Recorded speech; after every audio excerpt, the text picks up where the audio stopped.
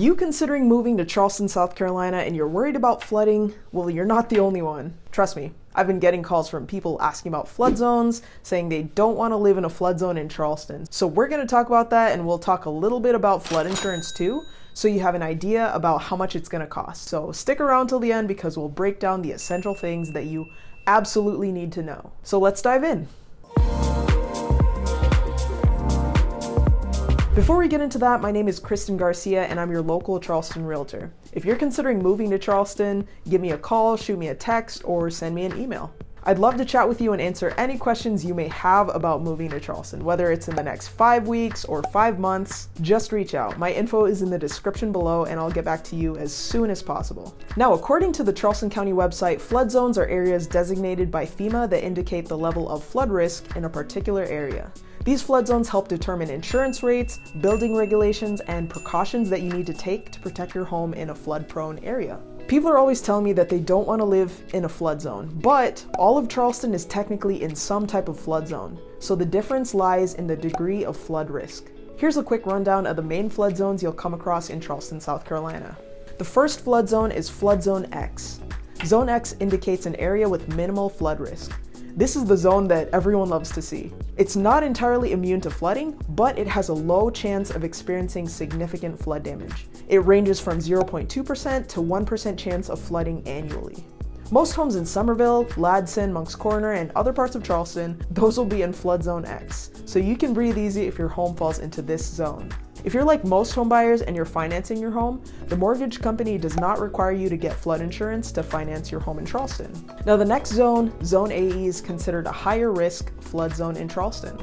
This zone has a 1% chance of flooding every year and a 26% chance of flooding over a 30-year period. That's about a 1 out of 4 chance over the life of your typical mortgage. So your mortgage company will definitely require this. The elevation of the lowest floor of your home must be at or above base flood elevation in Charleston. So this is why you see some of those raised homes with a drive-under garage. And if you're eyeing a home in Zone AE, make sure you get multiple quotes on your flood insurance and take necessary precautions to protect your property.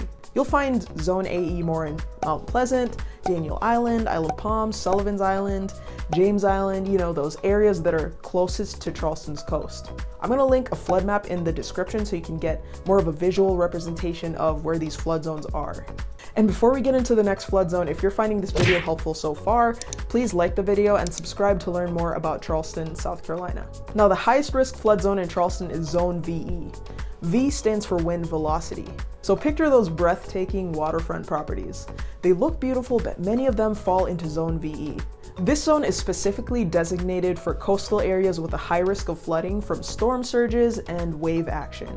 You'll find these homes on Sullivan's Island, again, Isle of Palms, and Folly Beach. So if your dream home is in Zone VE, you'll definitely need flood insurance. Flood insurance in Charleston will range from a couple $100s to a few $1,000s every year.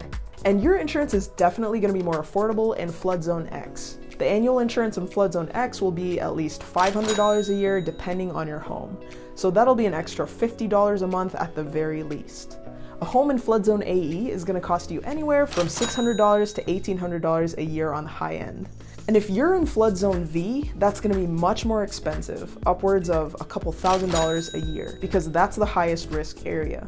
If you own your property outright or are buying in cash, it's up to you whether or not you want to get flood insurance. But regardless of flood zone, I always recommend getting flood insurance to protect your home and belongings and to save you from major headaches and financial strain down the road. Just trust me on that, it's gonna be worth it. Hopefully this doesn't deter you from buying a home in Charleston because it's really all about being informed. I've lived here for almost 3 decades and I haven't seen major flooding since. The only reason places would have serious flooding is due to a major Category 5 hurricane, which is highly unlikely. And most neighborhoods are built with drainage in mind, so each home is sloped strategically to guide water away from your home properly. So just stay informed, and if you have any questions about that, feel free to reach out. My name is Kristyn Garcia and my info is in the description below, so click here to watch another video.